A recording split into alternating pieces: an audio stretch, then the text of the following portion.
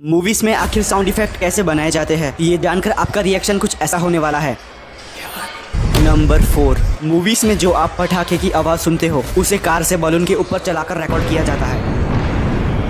Number 3, वही घोड़े के दौड़ने की आवाज़ इस तरह नारियल को पटक कर रिकॉर्ड किया जाता है। नंबर 2, मूवीज में जब ज़ॉम्बी किसी को काटते हैं तो उस आवाज़ को बनाने के लिए वे लोग टमाटर को खाते हैं।